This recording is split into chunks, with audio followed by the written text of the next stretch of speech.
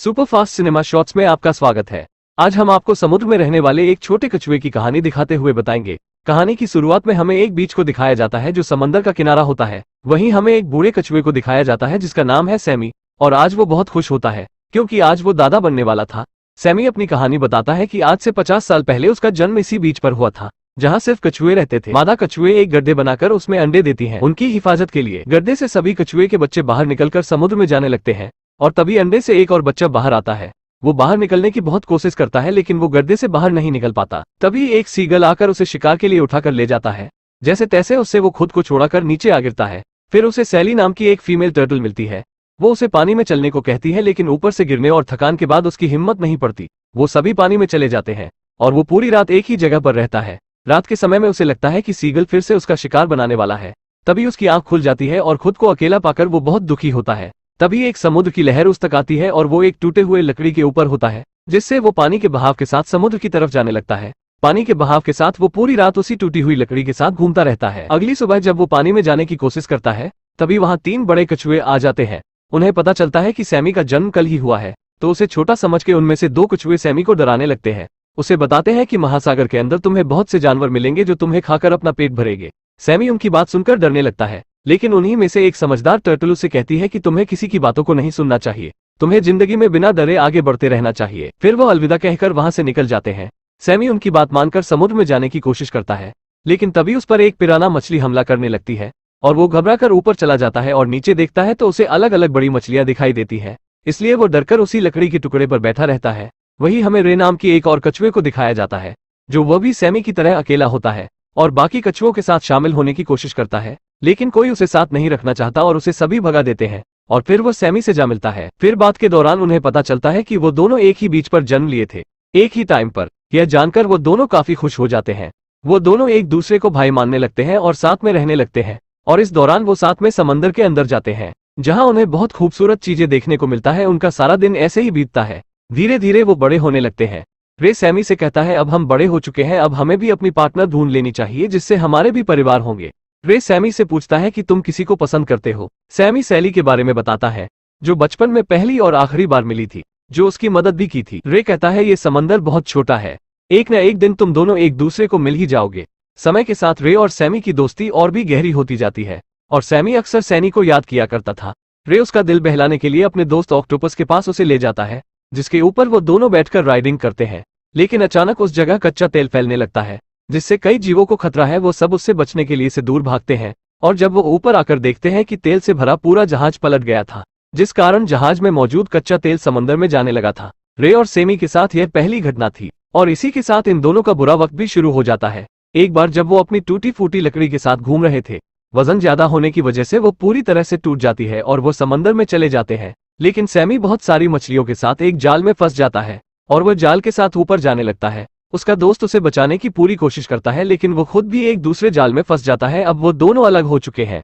जाल से निकलने के बाद सैमी एक बाल्टी में चला जाता है और सैमी वहां से निकलने की कोशिश करता है लेकिन वो सामान के बीच में फंस जाता है और सैमी वहां से हिल भी नहीं सकता था। काफी देर धूप में रहने से वो बेहोश हो जाता है जिससे फिशरमैन उसे मरा समझकर समंदर में फेंक देता है। लेकिन समंदर में जाने के बाद भी उसे होश नहीं आता। तभी एक डॉल्फिन आती है और उसे उठाने में उसकी मदद करती है जिससे पानी के बहाव के साथ वो समंदर के किनारे तक आ जाता है जहां रात में एक कपल की नजर उस पर पड़ती है और वो उसे लेकर घर चले जाते हैं। जब सैमी की आंख खुलती है तो वो एक छोटी बच्ची, उसकी माँ और एक बिल्ली को देखता है। ये फैमिली सैमी को बहुत प्यार से रखती है और उस बिल्ली को बहुत जलन होती है क्योंकि सैमी के आ जाने से उसकी मालकिन सैमी पर ज्यादा ध्यान देने लगी थी और बिल्ली उसे कहती है तुम्हें इंसानों पर भरोसा नहीं करना चाहिए क्योंकि कभी भी वो उसको दावत बना सकते हैं। रात में वो औरत अपने बच्चों को कहानी सुनाती है जहाँ सभी इकट्ठा होते हैं। बिल्ली का नाम फ्लैपी है। फ्लैपी सैमी के पास आकर उससे पूछती है कि यहाँ से भागने का क्या प्लान बनाया, लेकिन सैमी को उसकी बात पर यकीन नहीं था। फ्लैपी बात बात पर उसे बताती है कि वो भी ओशन से बचकर यहाँ पर आई थी। ओशन महासागर समंदर है। सैमी को पता चलता है कि और भी समंदर है। अगले दिन सैमी एक मादा कछुए से मिलता है जिसका नाम है वीरा। वीरा भी उससे यही कहती है कि हम कैदी की तरह कैद है, हम अपनी मर्जी से कहीं नहीं जा सकते, इसलिए तुम्हें भी भागने का सोचना चाहिए। वीरा कहती है आजादी तो समंदर में है। अगले दिन अचानक वीरा को समंदर में छोड़ दिया जाता है। उन्हें लगता है कि सैमी और वीरा साथ में नहीं रह सकते लेकिन फ्लैपी सैमी से झूठ बोलती है कि वीरा को इसलिए छोड़ा गया कि उसकी कोशिका खराब हो गई थी, इसलिए उसका टर्टल सूप नहीं बन पाता और कहता है अब वो तुम्हें इतनी आसानी से नहीं जाने देंगे। उसी रात बीच पर पुलिस आती है और सभी को वहां से निकालने लगती है। फ्लैपी सैमी से कहती है यही मौका है तुम्हारे पास भागने का। सैमी उसकी बात मानकर छिप जाता है। लेकिन सैमी अब बिल्कुल अकेला पड़ गया है और वहीं काफी दिन गुजारता है। फिर वो समंदर में चला जाता है और भूख के कारण लकड़ियों को ही खाने लगता है। तेज हवा से वो एक पन्नी में फंस जाता है और तभी वीरा आकर उसे बचा लेती है। सैमी उससे मिलकर बहुत खुश होता है। फिर उसके बाद वीरा उसे ऐसी जगह ले जाती है जहाँ बहुत सारे पत्ते होते हैं जो कछुए खाते हैं। सैमी उसे खा ही रहा होता है कि एक फीमेल टर्टल उससे लड़ती है क्योंकि उसके पीछे एक शार्क पड़ी थी। सैमी उसे बचाने में मदद करता है और वो दोनों एक छोटे होल में छिप जाते हैं। लेकिन शार्क अब भी उनका पीछा नहीं छोड़ती। तभी उस शार्क के सामने वीरा आ जाती है और शार्क को भगा देती है। फिर वीरा उन दोनों को वहीं छोड़कर चली जाती है। वो दोनों आपस में बात करते हैं और सैमी को पता चलता है ये सैली है जो बचपन में मिली थी। सैली भी उससे मिलकर बहुत खुश होती है। फिर वो दोनों साथ में ही समय बिताने लगते हैं। सैमी सैनी से कहता है मुझे पूरी दुनिया घूमनी है, सारे समंदर को देखना चाहता हूँ। फिर सैनी से कहता है क्या तुम भी इस सफर में मेरा साथ दोगी। सैनी उसकी बात सुनकर बहुत खुश होती है और उसके साथ इस सफर में जाने के लिए तैयार हो जाती है। यह घूमने का ही सफर नहीं बल्कि पूरी जिंदगी साथ में बिताने का सफर होता है। सैमी उससे कहता है पहले हमें कोई सीक्रेट जगह की तलाश करनी होगी और वह साथ में सीक्रेट प्लेस ढूंढने निकल जाते हैं। रास्ते में उन्हें एक सील मिलता है। वो दोनों उससे सीक्रेट प्लेस की जगह पूछते हैं लेकिन उसको कुछ नहीं पता होता। पर वो उन्हें एक जहाज के बारे में बताता है जहां उन्हें इस बारे में कुछ सुराग मिल सकते थे और वो उस जहाज को ढूंढने के लिए तैरते हुए कुछ बोट्स के पास पहुंच जाते हैं लेकिन उन्हें वहां कुछ नहीं मिलता। फिर वो आगे के सफर पर निकल जाते हैं लेकिन इस बार वो जंगल में पहुंच गए थे जहां बहुत सारे खतरनाक जीव है और पिराना की एक झुंड उन्हें खेल लेती है। लेकिन उनके शिकार करने से पहले एक बड़ी चिड़िया सैनी को उठाकर घोंसले में ले आती है और वहां की ऊंचाई से सैमी को एक बड़ा जहाज नजर आता है। लेकिन उस पेड़ की थाई पानी में गिर जाती है जिससे सैमी सैली से फिर जा मिलता है और वो उस जहाज का पीछा करते हुए उसके करीब पहुंच जाते हैं जिससे एक दुर्घटना से सैली सैमी से अलग हो जाती है और काफी कोशिश के बाद वो सैली से नहीं मिल पाता।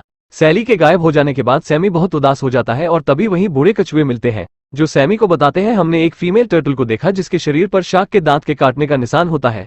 सैमी समझ जाता है कि ये सैली की बात कर रहे हैं। वो बहुत खुश हो जाता है कि सैली अभी भी जिंदा है। वो उसकी तलाश में समुद्र में कई दिनों से भटकता है लेकिन उसे सैली नहीं मिलती और वो एंटार्क्टिका में पहुंच जाता है जहां पानी कम, बर्फ ज्यादा रहती है। ठंड ज्यादा लगने की वजह से उसकी हालत खराब होने लगती है। उसकी यह हालत देख पास से गुजर रहे इकोलॉजिक्स टीम की नजर उस पर पड़ती है और उसे सही करने के लिए वो अपनी लैब में ले जाते हैं और वहीं सौभाग्य से सैली मिल जाती है और वो उसके पास जाने की कोशिश करता है लेकिन कोई उसे समझ नहीं पाता और वो सैमी को रेस्क्यू सेंटर ले जाते हैं और किस्मत से वहीं स्लैपी नाम की वही बिल्ली मिल जाती है। वो स्लैपी से मदद मांगता है वहां से उसे निकाल सके और तभी वहीं वो औरत आ जाती है और सैमी को देखते ही पहचान जाती है और सैमी की जिज्ञासा देख समंदर में रिहा कर देती है। वहीं से जाते समय सैमी को दो कछुए मिलते हैं। वो सैमी से मदद मांगते हैं कि एक कछुए को एक कंटेनर से निकालने की। जब सैमी वहां पहुंचता है वो देखता है कि ये तो उसका दोस्त रे है। वो एक दूसरे से मिलकर बहुत खुश होते हैं और वो रे को बाहर निकालने की कोशिश करते हैं। रे उस कंटेनर से बाहर निकल जाता है। फिर सैमी रे को अपनी पूरी कहानी बता देता है। सैमी को रे इतना चिंतित में देख अपने घर ले जाता है जहां वो रहा करता था। वहां रे सैमी को अपनी पत्नी रीटा से मिलवाता है और वही बात करने के दौरान सैमी सैली के बारे में बताता है। फिर रीटा उससे कहती है मैंने सैली को यहीं कुछ देर पहले देखा था। सैली वहीं रहने लगी थी और सैमी देखता है सैली किसी और कछुए के साथ होती है। ये देख उसे लगता है सैली ने अपना जीवन साथी चुन लिया है, इसलिए वो बिना मिले ही लौट आता है और उदास होकर रीटा और रे के पास आता है और उन्हें बताता है कि सैली ने अपना जीवन साथी किसी और को चुन लिया है। और तभी वहीं सैमी को बताया जाता है कि जिसको उसने सैली के साथ देखा था उसका नाम रोबी है, जो किसी भी शी टर्टल से फ्लर्ट करने लगता है और सैली के भी साथ फ्लर्ट ही कर रहा था। टर्की है। ये बात जानकर सैमी बहुत खुश होता है कि सैली के दिल में उसी के लिए प्यार है। वो जल्दी से सैली से मिलने जाता है जहां एक शार्क उसके पीछे लगा होता है। सैमी शार्क से उसे फिर से बचा लेता है और फिर वो दोनों हमेशा के लिए जीवन साथी बन जाते हैं। और इसके बाद से कहानी वर्तमान में आ जाती है। अंडे से बच्चे बाहर आ चुके थे। सैमी और सैली उन्हें रोड क्रॉस करवाते हैं और वो दोनों दादा दादी बन चुके थे और फिर एक बच्चा उस गड्ढे से बाहर नहीं निकल पाता। ये देख सैमी को अपना बचपन याद आ जाता है और उसे बाहर निकालने में मदद करता है और यहीं पर ये मूवी खत्म हो जाती है। अगर आप इस वीडियो को एक लाइक कर देंगे तो अगले संडे इससे भी अच्छी फुल वीडियो आएगी। वैसे हमें पता नहीं चलता कि ये वीडियो सिर्फ बच्चे देखते हैं या फिर घोड़े वाले बच्चे। तो आप कितने साल के हो कमेंट में जरूर बताना।